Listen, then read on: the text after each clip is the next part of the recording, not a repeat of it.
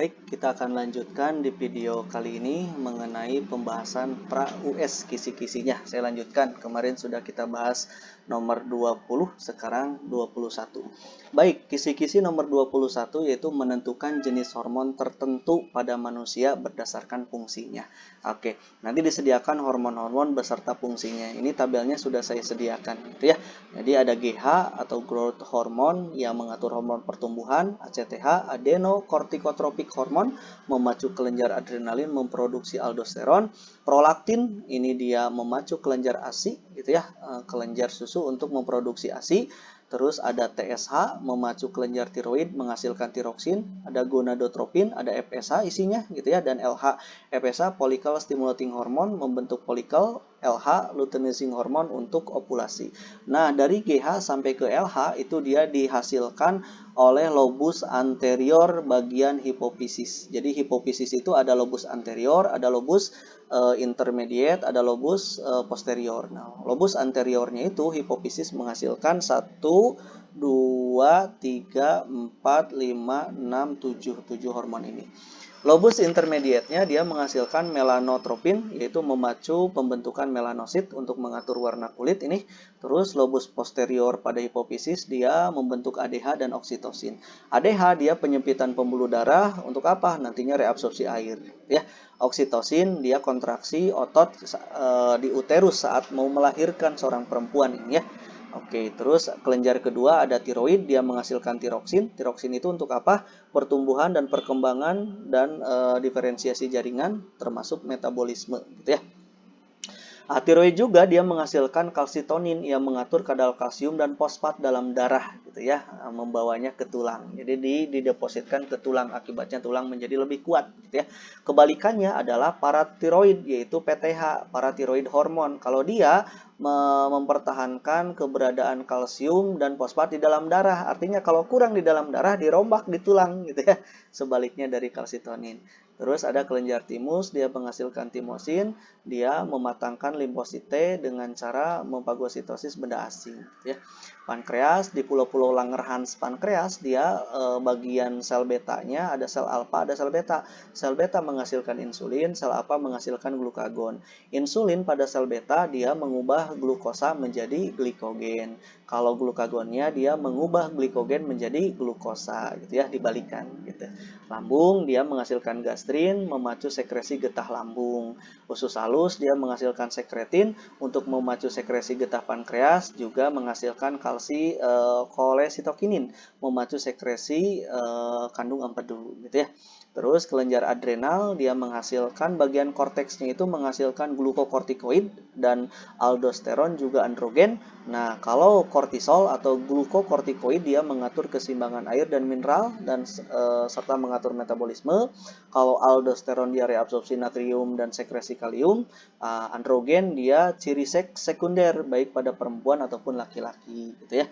Medula adrenalnya dia menghasilkan adrenalin, ini terkenal gitu ya, atau namanya epinefrin, mengatur pengubahan glikogen menjadi glukosa, memacu aktivitas jantung jadi berdebar lebih cepat gitu ya, pembuluh darah menyempit, vasodilatasi arteri koronaria gitu ya, atau koroner gitu ya. Terus di daerah gonadnya, kelenjar gonad, di testisma menghasilkan testosteron, kalau di perempuan ovarium menghasilkan estrogen, progesteron dan relaksin. Oke, testosteronnya dia menghasilkan berperan di dalam proses spermatogenesis. Untuk apa? Juga dia berperan dalam ciri sekunder laki-laki. Terus untuk estrogen dia pertumbuhan uterus, ya. Progesteron dia pertumbuhan juga uterus. Ini berperan di dalam proses pembentukan uterus, gitu ya, saat seorang perempuan siklus menstruasi. Relaksin ini dia mengendorkan otot uterus saat melahirkan, gitu ya. Oke, itu nomor 21. Nomor 22-nya menentukan bagian-bagian pada telinga manusia beserta fungsinya. Ini bagian-bagiannya. Kita langsung dengan fungsinya ya.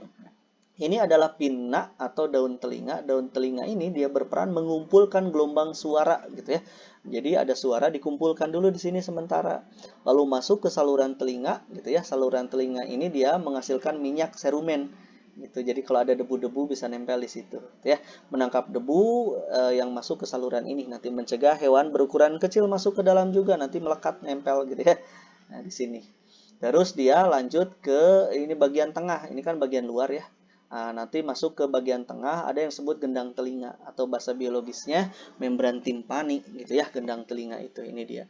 Gendang telinga ini dia menangkap gelombang gitu ya, gelombang suara dan mengubahnya menjadi getaran. Menjadi getaran yang diteruskan ke tulang-tulang telinga, tulang-tulang pendengaran. Yang ini nih, ada martil, ada landasan, ada sanggurdi. Ini masih di lapisan tengah dari telinga gitu ya. Jadi dihalirkan ketiga tulang ini gitu. Nah, tulang telinga ini mulai dari malleus atau martil, incus atau landasan gitu ya. Terus ada stapes atau sanggurdi. Ini tiga gitu ya. Perannya meneruskan getaran dari gendang telinga menuju ke rumah siput. Ini dia rumah siput gitu ya. Nah, di mana berarti sudah masuk ke daerah telinga dalam. Yang pertama ada saluran eustachius gitu ya, menghubungkan ruang telinga tengah yang tengah ini gitu ya dengan rongga mulut atau paring gitu ya, berfungsi untuk menjaga tekanan udara antara telinga tengah dengan saluran di telinga luar agar seimbang. Jadi pernah bindeng gitu ya, lalu kita menelan air ludah lalu ting gitu ya, jadi seimbang lagi gitu. Terus ada rumah siput yang ini ada koklea. Kalau koklea dia merupakan saluran berbentuk spiral. Tuh lihat ya, spiral yang menyerupai siput tentunya gitu ya. Nah, di dalam koklea terdapat adanya organ korti di dalam sini yang merupakan fonoreseptor. Jadi reseptornya pendengaran itu ada di rumah siput gitu ya. Organ korti ini dia berisi ribuan sel rambut yang peka terhadap tekanan getaran gitu ya. Nah, terus ada lagi yang disebut sebagai apa? Labirin di sini. Jadi ada labirin saluran gelang atau labirin ya di dalamnya itu terdiri dari saluran mana? Nah, ini nih labirinnya itu ada di sini. Terdiri dari atas saluran setengah lingkaran atau saluran semisirkularis gitu ya. Ini setengah lingkaran, ada dua tuh, set gitu ya. Ada tiga di sebelah sananya nggak kelihatan. Set, ini satu, ada dua, di belakangnya ada lagi. Oke, ini itu perannya buat apa semisirkularis itu atau saluran setengah lingkaran ini? Dia perannya itu untuk mengetahui posisi tubuh gitu ya saat keseimbangan. Jadi kamu keseimbangan ketika kamu sedang kepala di bawah, kepala di samping ataupun kepala di atas tetap bisa mendengar dengan jelas gitu ya. Seperti itu. Nah, fungsinya yang tadi saya sebutkan semuanya ada di sini. Oke, nomor 23 yaitu tentang menentukan bagian-bagian pada organ kelamin pria. Oke, organ kelamin pria berarti kita konsentrasi ke situ ya. Oke, nih sama fungsinya baik. Oke, yang pertama ada penis. Ini adalah penis. Gitu ya. Jadi kelenjar penis ini gitu ya. Sudah tahu. Nah, ini dia itu berperan bagian terluar dari organ reproduksi laki-laki tentunya ya, yang berfungsi sebagai saluran kencing. Jadi saat ginjal sudah memproses pembentukan urin, dikeluarkannya lewat penis tentunya ya. Dan saluran sperma di dalamnya juga ada saluran sperma. Terus yang kedua ada skrotum gitu ya. Mana skrotum? Nah, ini skrotum itu dia lapisan terluar yang menutupi testis gitu ya. Nah, kulitnya itu namanya skrotum gitu ya. Skrotum itu dia kantung yang di dalamnya terdapat testis. Gitu ya, berfungsi menjaga suhu testis agar sesuai untuk produksi sperma gitu. Terus ada testis itu sendiri, ini dia testis gitu ya, ada dua. Nah, testis dia bagian yang berbentuk bulat tentunya seperti telur gitu ya, yang tersimpan di dalam skrotum, dilindungi skrotum ini ya, berfungsi untuk memproduksi sperma dan juga hormon testosteron gitu ya. Oke, terus ada epididymis. Nah, ini dia nanti dia bersaluran ke epididymis ini yang menempel pada testis gitu ya. Dia saluran yang keluar dari testis yang berbentuk seperti koma, tuh kan kayak koma ini ya. Fungsinya dia tempat penyimpanan sperma sementara. Jadi disimpan dulu di sini setelah diproduksi di testis, disimpan sementara di sini. Nanti dialirkan kemana? Ke vas deferens. Nah, yang ini vas deferens ya. Saluran yang panjang ini. Nah, vas deferens gitu ya. Ini vas deferens. Inilah ya, saya tarik. Nah, ini dia. Ini vas deferens. Nah, vas deferens ini fungsinya saluran panjang yang mengarah ke atas gitu ya, bergerak dari epididymis bergerak ke atas gitu. Merupakan lanjutan dari epididymis tentunya gitu ya, berfungsi menghubungkan epididymis dan uretra gitu ya. Sini nanti bertemu di sini. Teng gitu ya, ketemu di sini. Setik, nah ke sini dia. Nah, selanjutnya kemana? Nah, nanti disimpan ke jadi sperma itu dari epididymis setelah disimpan lalu dialurkan ke vas deferens, dari vas deferens lalu disimpan ke, nah ini dia, ini adalah vesicula seminalis, ini dia vesicula seminalis. Nah, itu ya kelenjar vesicula seminalis. Ini dia bagian yang berbentuk seperti kantung kecil berukuran ya sekitar 5 cm lah kurang lebih gitu ya. Gitu. Yang ini fungsinya itu dia untuk perkembangan sperma. Jadi di sini nih pertumbuhan dan perkembangan lebih lanjutnya itu di tempat spermanya, namanya vesicula seminalis ya. Lalu kalau siap dikeluarkan ya tinggal dikeluarkan di sini, nanti dikeluarkan ya. Terus di bawahnya yang berdekatan ke bawahnya ada kelenjar prostat yang ini nih, ini kelenjar prostat ini gitu ya. Kelenjar prostat dia bagian yang berbentuk seperti ini kayak kue donat lah ya, dibolong di tengahnya sebab ditusuk gitu oleh saluran kencing ini ya. Oke. Terus ini fungsinya itu dia menghasilkan cairan gitu ya. Cairan-cairan di sini. Gitu, sip. Nah, bukan ini nih, bukan asam ya. Harusnya dia bersifat basa gitu, cairan yang bersifat basa. Tambahkan nanti oleh prostat. Terus ada kelenjar Cowper. Kalau kelenjar Cowper itu dia lebih kecil lagi. Yang ini nih, kita kelenjar Cowper di belakangnya sini ya. Set, lebih kecil lagi. Kelenjar Cowper ini dia bagian yang berbentuk seperti kacang lah, kecil gitu ya, terletak di bawah kelenjar prostat. Nah, ini dia. Fungsinya itu dia menghasilkan lendir gitu ya, dan cairan-cairan bersifat basa juga memang dihasilkan di sini ya. Nutrisi juga nanti di vesicula seminalis juga dihasilkan. Prostat juga memang ada cairan bersifat asam tapi lebih sedikit gitu ya. Kebanyakan yang dikeluarkannya itu dia basa. Apalagi dibantu oleh kelenjar Cowper ini ya. Oke, itu saja untuk soal nomor 23. Terus 24-nya yaitu menganalisis proses perkecambahan pada biji tertentu. Misalkan ini biji jagung, proses perkecambahan. Oke, yang pertama proses perkecambahan itu, yang A itu adalah yang pertama itu proses imbibisi. Imbibisi gitu ya. Proses masuknya air ke dalam biji, nanti dikonsentrasikan ke embrio. Setelah air itu dia masuk ke dalam embrio, maka embrio ini terangsang untuk menghasilkan, ini dia terangsang untuk menghasilkan hormon namanya giberelin, gitu ya. Lalu giberelin ini dia selanjutnya akan merangsang sel-sel aleuron, ini dia yang keluar. Sel-sel telur aleuron itu dia menghasilkan enzim kalau sudah terangsang oleh giberelin, gitu ya. Enzimnya apa? Alpha amilase, gitu ya. Alpha amilase memecah nutrisi yang ada di endosperma, di endosperm yang ada di sini, memecah amilum menjadi apa? Menjadi gula. Gulanya ditransfer ke embrio untuk apa? Pertumbuhan gitu ya, ada akar, ada pucuk gitu ya. Seperti itu. 25 menentukan jenis hormon pada tumbuhan beserta fungsinya. Nah, ini pertama ada hormon auksin, contohnya IAA, indol acid auksin gitu ya. Dia merangsang pemanjangan batang, pertumbuhan akar, diferensiasi dan percabangan dominansi apikal, jadi yang menyebabkan tumbuhan terus ke atas. Terus perkembangan buah, terus membantu fototropis atau geotropis yang melengkung dikarenakan ada cahaya gitu ya, bergerak ke arah datangnya cahaya. Nah, gitu ya. Tempatnya ada di mana? Di endosperm banyak, gitu ya. Di embrio banyak, gitu. Meristem apikal dan daun muda. Terus yang kedua ada giberelin, contohnya GA, gitu ya. Merangsang perkecambahan biji dan tunas, pemanjangan batang, pertumbuhan daun, merangsang perbungaan dan perkembangan buah. Memengaruhi pertumbuhan akar dan diferensiasinya. Ada di mana? Itu ada di apikal tunas, di akar, di daun muda gitu ya, di embrio. Giberelin banyak di situ. Terus yang ketiga ada sitokinin, contohnya kinetin gitu ya. Dia mempengaruhi pertumbuhan dan diferensiasi akar, merangsang pembelahan sel dan pertumbuhan, terus perkecambahan juga dan perbungaan, menunda penuaan sel gitu ya.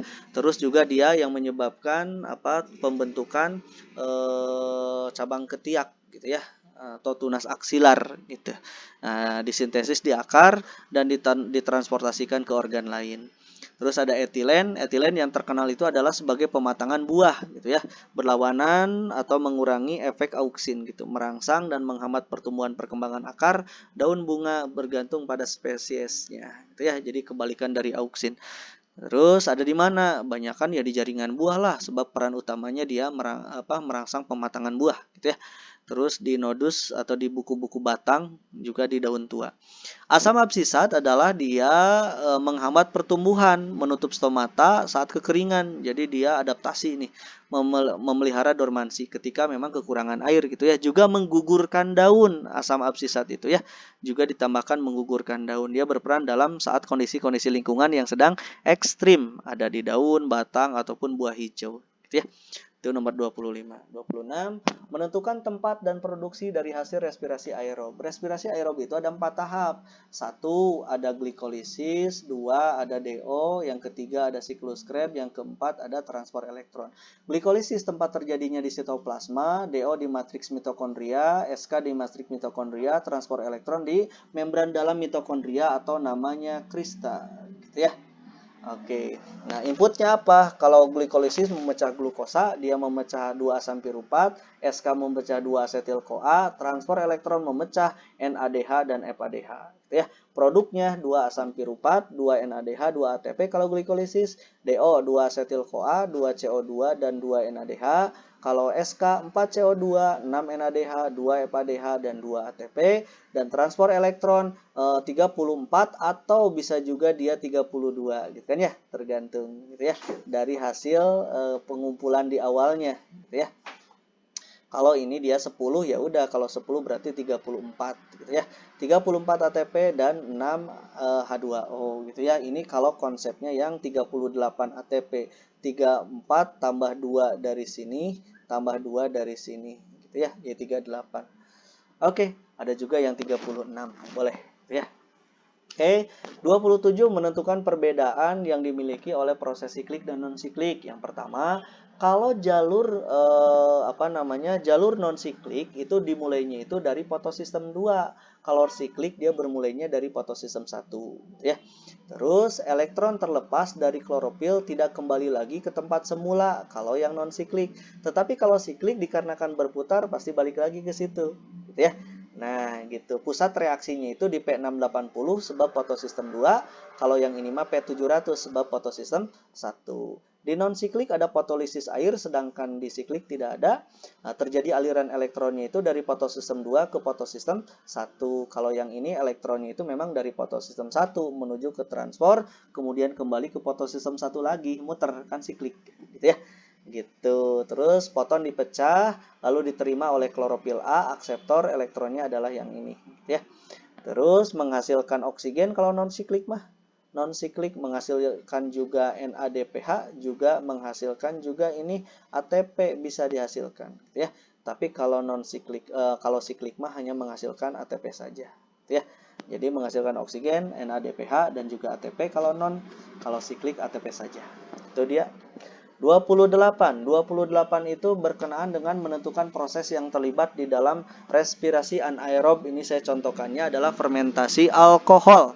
Nah, fermentasi alkohol ini bermulai dari glikolisis. Glukosa dipecah lewat glikolisis pasti menghasilkan 2 asam piruvat gitu ya. 2 asam pirupatnya nanti melepaskan karbon gitu ya, dalam bentuk CO2 akan berubah menjadi 2 asetaldehid. Asetaldehid nanti menerima hidrogen dari NADH yang dihasilkan oleh glikolisis.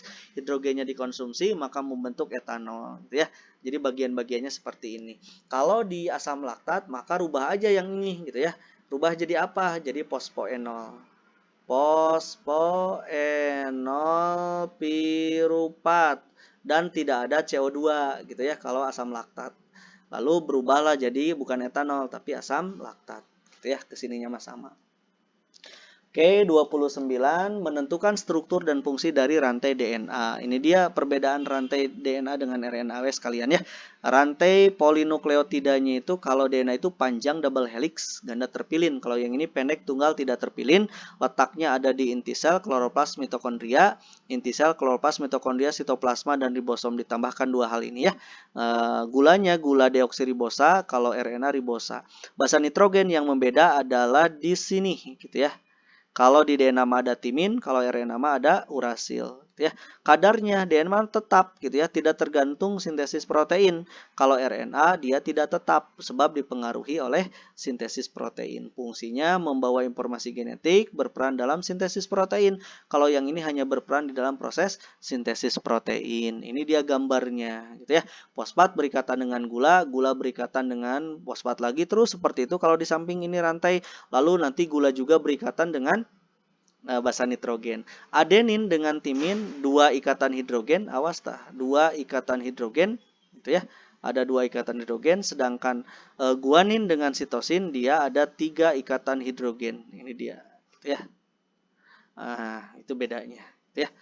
Oke, kalau yang satu ujung 5 ke ujung 3, maka yang temannya itu 5 ke 3. Ini DNA ya.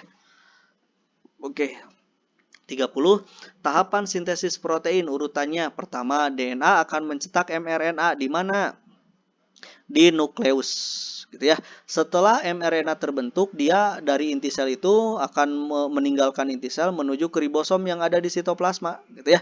Setelah masuk ke ribosom, nanti diterjemahkan oleh siapa? Oleh RNA transfer, diterjemahkan setiap kode-kode yang ada di mRNA. Untuk apa? RNA transfer akan membawa asam amino sesuai kode yang dibawa oleh mRNA. Tentunya diterjemahkan dulu. Setelah diterjemahkan, maka RNA transfer membawa asam amino, lalu ditempelkan pada ribosom gitu ya. Nantinya akibatnya asam-asam amino akan berderet sehingga urutannya sesuai dengan kode, terbentuklah protein. Protein yang terbentuk ini merupakan enzim nantinya ya, akan dibentuk enzim atau hormon yang dapat mengatur metabolisme. Terbentuklah sebuah protein, gitu ya.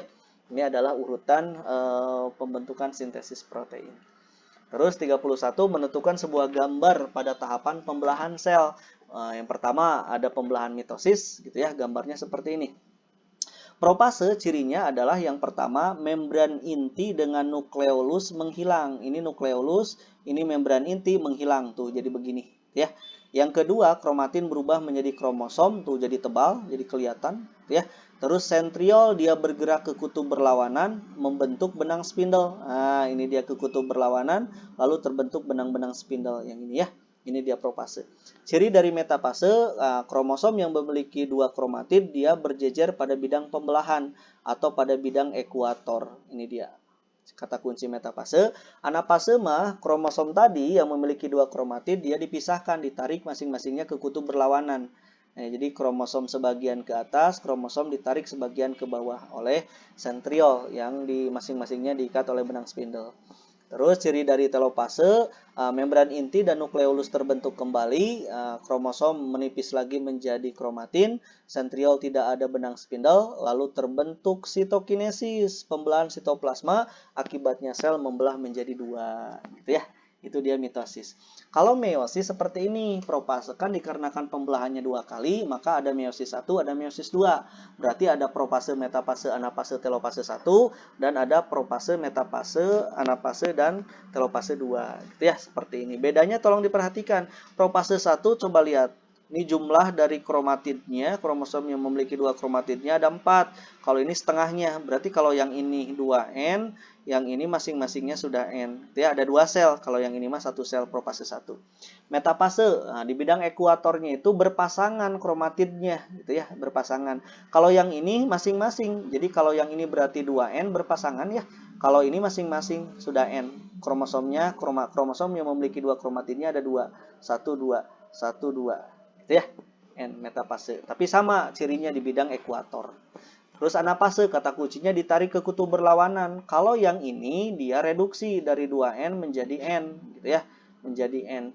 Nah, 4 lengan ditarik ke atas, 4 lengan yang lain ditarik ke bawah. Kalau yang ini mah N, 2 lengan ditarik ke atas, 2 lengan ditarik ke atas, ya, ke bawah gitu ya. Nah, setengah-setengah gitu ya. Beda kan? Tapi konsepnya sama, penarikan. Nah, kalau telopase, ini telopase 1, jadi membran inti terbentuk kembali sama ya, masih dalam bentuk kromatid, jadi ada 2 kromatid kembar, gitu ya. Kalau yang ini mah ada 2 sel, masing-masingnya N, ini N, tapi ada 2 sel. Kalau telopase 1, kalau telopase 2, ini N, ini N, ini N, ini N, nah jumlahnya ada 4 sel, gitu ya. Nah, kalau ini lengannya masih ada 4, ini masing-masingnya lengannya 2, 1, 2, gitu ya. Itu bedanya. Terus yang ke-32 menentukan genotip dari kedua induk hasil dari persilangan hukum Mendel 1. Ya, contoh, 2 ekor ayam disilangkan dan diperoleh keturunan sebagai berikut. Ada 9 walnut, ada 2 ros. Berdasarkan keterangan di atas, maka genotip dari kedua induknya. Oke, genotip kedua induknya. Berarti ini perkecil dulu. Ini berarti dibagi 3. 9 bagi 3 berarti ada 3. 3 bagi 3, 1. Berarti jumlah anaknya maksimalnya 4. Kita perkecil ya. Ada 4. Oke, berarti 4 itu perkalian dari apa? Bisa 4 dikali 1 atau 2 dikali 2 gitu ya. Oke, yuk kita cari. Berarti mencari genotip induknya ya. Dari perkalian ini, yuk kita inikan, rumuskan. Yang ini, 2 pangkat 1 dikali 2 pangkat 1 berarti 2 dikali 2 sama dengan 4. Simpan dulu. Yang kedua, 2 pangkat 1 juga sama ya, dikali 2 pangkat 1 sama 2 dikali 2 sama dengan 4. Oke, kita simpan. Ini 2, yang ketiga 2 pangkat 0 dikali 2 pangkat 1. Ini salah gitu ya. Terus yang ini 2 pangkat 1 dikali 2 pangkat 0. Salah juga. Yang terakhir yang ini 2 pangkat 2, 2 pangkat 2 dikali 2 pangkat 1. 2 pangkat 0. Ini bisa gitu ya. Berarti 4 dikali 1 sama dengan 4 gitu ya. Berarti ada 3 kemungkinan. Nah, caranya begini. Yang paling banyak dari 3 berbanding 1 itu apa? Yang 3 itu adalah walnut gitu ya. Yang 1 itu apa katanya? Rose gitu ya. Nah, berarti kamu harus cari yang walnutnya. Ini ada walnut tidak? Ini dia bukan. Nah, ini ada walnutnya, simpan. Ini dia walnut, ada walnut. Oke, kita cek ya. Oke, tapi dominan harus dominan walnutnya katanya. Oke, kalau dominan walnutnya, oke kita coba dulu yang ini. Kalau dominan walnut nih, sebab ini 2 pangkat 2, walnutnya dominan, ini ada 4 gitu ya. Oke, berarti R besar R kecil, P besar P kecil disilangkan dengan R kecil P besar P besar.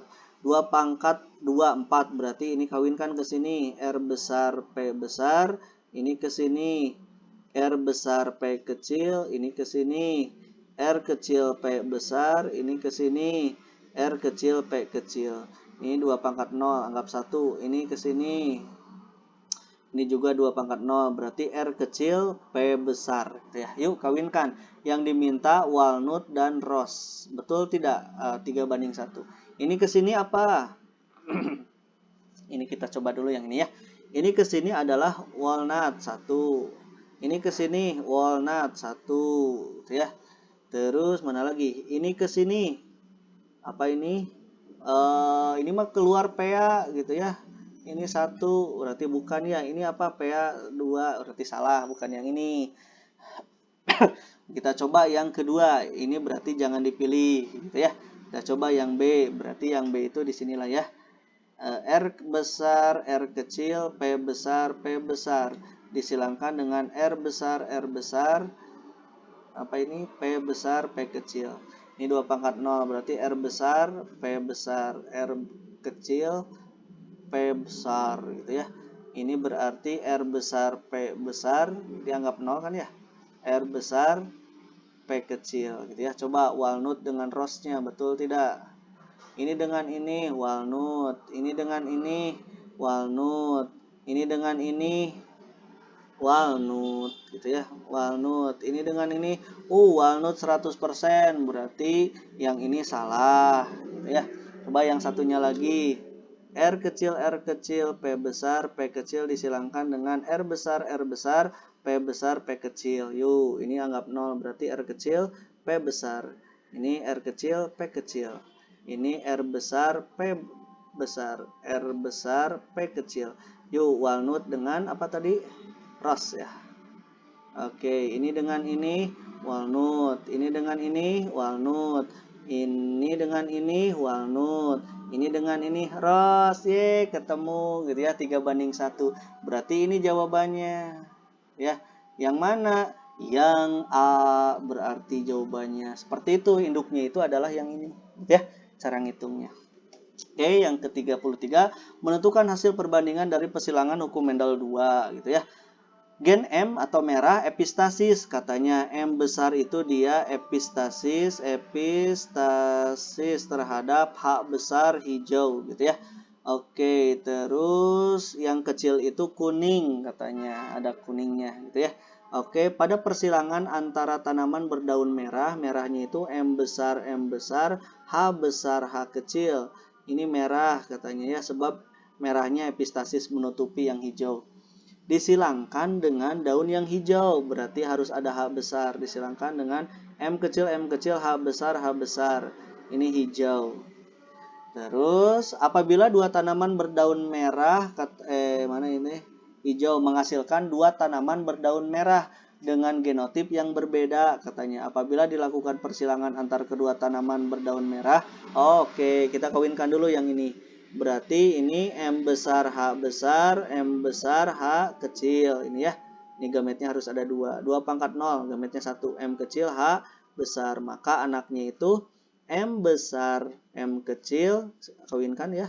H besar, ini merah, ini kawinkan. M besar, M kecil, H besar, H kecil. Ini juga merah. Ini adalah dua-duanya anaknya merah. Terus katanya apa? Keduanya tanaman merah, betul katanya. Berbeda, berdaun merah dengan genotip berbeda. Apabila dilakukan persilangan antara kedua tanaman merah tersebut, oh ini dikawinkan anaknya. Oke, siap. M besar, M kecil, H besar, H besar, dikawinkan dengan ini tadi ya anaknya. M besar, M kecil, H besar, H kecil. Yuk, 2 pangkat 1 berarti harus 2 gamet. M besar, H besar, M besar, M kecil ini ya. Penghapus. Nah, ini dia. Set. Ini M kecil, H besar gitu ya. Ini juga 2 pangkat 2 berarti ya. Kalau 2 pangkat 2 berarti ada 4. M besar, H besar, M besar, H kecil, M kecil, H besar, M kecil, H kecil. Oke, kita cek anaknya. Ini dengan ini ada M besar berarti merah ya. Merah 1. Ada M besar, merah 2. Ada M besar, merah pasti ya 3 sebab epistasis. Ada M besar juga, merah 4. Ada M besar, merah 5. Ada M besar juga, ini M besar, merah 6. Nggak ada M besar, berarti hijau. H besar kan itu ya. Hijau 1. Ada H besar, hijau 2. Berarti perbandingannya adalah 6 berbanding 2 gitu ya. Merah 6, hijau 2. Ada tidak? Merah 6, hijau 2. Ada, ini dia gitu ya. Seperti itu caranya. 34 sedikit lagi kita perquick. Oke, menentukan genotip parental dari peta silsilah pewarisan sifat. Oke, siap. Parental. Genotip parentalnya berarti induknya, yang diminta induk ini dengan induk yang ini. Yang bulat adalah perempuan, yang kotak adalah laki-laki. Caranya begini, yang kotak dulu. XY, Y itu ya, yang Y ini pasti dia kiriman dari ayah. Simpan sama kamu di Y. Y ini pasti kiriman dari ayah juga, gitu ya. Simpan Y-nya di ayah.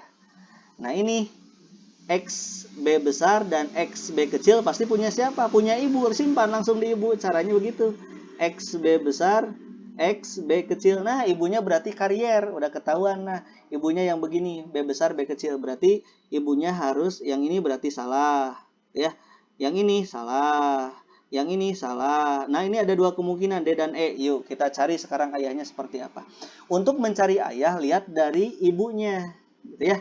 Nah, lihat dari ibunya, lihat dari anak perempuannya. Ada yang kena tidak? Ini normal karier. Anak yang satunya lagi ini normal. Berarti kalau anaknya tidak ada yang buta warna, berarti ayahnya normal. XB besar gitu ya. Mana? Ini dia. Set XB besar. Berarti jawabannya adalah E gitu ya. Bisa seperti itu. Caranya mudah seperti itu ya. Oke, pintar. Kita lanjutkan.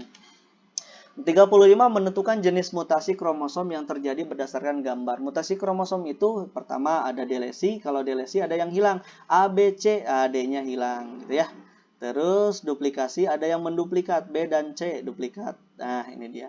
Inversi ada perpindahan posisi tempat B, C, D. Jadi apa? D, C, B gitu ya. Ini berarti inversi parasentrik sebab di satu lengan. Kalau dia lengan kirinya pindah ke kanan, yang kanan pindah ke kiri, itu dia perisentrik. Kalau yang ini mah normal berarti parasentrik gitu ya. Parasentrik. Kalau ada yang seperti ini berbalikan gitu ya, yang kiri ke kanan, kanan ke kiri posisinya, ini dia inversi perisentrik melibatkan dua lengan, gitu ya. Terus ada translokasi. Translokasi itu melibatkan dua kromosom, yang bawah ke atas, yang atas ke bawah. Akibatnya dua kromosom ini melibatkan terjadi translokasi. Ingat ya, translokasi melibatkan dua kromosom, tidak bisa melibatkan satu kromosom. Itu dia. 36. Menentukan pernyataan yang benar mengenai konsep asal-usul kehidupan. Oke, asal-usul kehidupan itu pertama ada teori abiogenesis yang dikelola. Yang pertama yang mengungkapkan adalah Aristoteles. Menurut Aristoteles, sepotong daging yang ada di toples ini katanya tiba-tiba ada lalat. Nah, si lalat ini kata Aristoteles berasal dari daging yang ada di toples gitu ya. Jadi benda mati itu atau sesuatu yang mati itu menghasilkan kehidupan. Jadi kehidupan abiogenesis gitu ya. Dia dari sesuatu yang mati. Terus ada juga percobaan nidam. Kalau nidam itu ada air kaldu yang dipanaskan lalu dibiarkan jadi keruh. Ternyata di dalamnya ada mikroba. Nah, mikroba itu katanya berasal dari air kaldu ini gitu ya. Jadi berasal dari sesuatu yang mati menurut teori abiogenesis. Sesuatu yang hidup berasal dari yang mati. Tapi dibantah oleh teori yang kedua. Ini adalah teori biogenesis. Biogenesis gitu ya. Siapa yang pertamanya? Nanti ada Francisco Redi gitu ya. Francisco Redi itu dia membuat sebuah percobaan yang membuktikan bahwa lalat yang ada di hitoples yang tadi Aristoteles katakan itu ternyata bukan berasal dari daging. Dari mana? Dikarenakan toplesnya terbuka gitu ya, akibatnya lalat masuk ke dalam toples itu dan bertelur di daging. Nah, telur yang ada di daging itu lalu dia menetas, jadilah lalat baru gitu ya. Artinya makhluk hidup berasal dari makhluk hidup lagi gitu ya, tidak mungkin dari sesuatu yang mati. Terus percobaan Lazzaro Spallanzani membantah nidam. Dia membuat sebuah percobaan dari air kaldu yang dipanaskan, lalu memang jadi keruh. Nah, yang keruhnya itu dari mana? Ternyata ada mikroba yang masuk ke dalam tabung ini, gitu ya, sebab tidak ditutup, gitu ya, masuk. Nah, mikroba yang masuk itu tumbuh di sini, gitu ya. Jadi mikroba itu bukan berasal dari air kaldu, tapi berasal dari yang dibawa oleh udara. Jadi mikroba itu, gitu ya, mikroba yang dibawa oleh udara. Yang tadinya memang makhluk hidup ya berasal dari makhluk hidup lagi, katanya bukan dari air kaldu, gitu ya. Nah, percobaannya dipatenkan oleh Louis Pasteur yang menggunakan leher angsa, gitu ya. Ini tabung leher angsa, ini yang terkenalnya, ya. Nah, membuktikan bahwa mikroorganisme tidak tumbuh dari air, kan ini sudah ada air kaldu yang dipanaskan, gitu ya. Dalam keadaan terbuka, kalau dibuat leher angsa tidak seperti ini lurus, gitu ya. Ternyata udara memasuk, tetapi sesuatu yang dibawa oleh udara tidak masuk ke dalam air kaldu. Air kaldu yang di sini, percobaan Pasteur ini, tetap jernih. Artinya, si kaldu ini tidak mungkin menghasilkan kehidupan. Sesuatu yang mati tidak mungkin menghasilkan kehidupan, gitu ya. Jadi menggunakan labu leher angsa. Ini terkenal sekali kalau Louis Pasteur.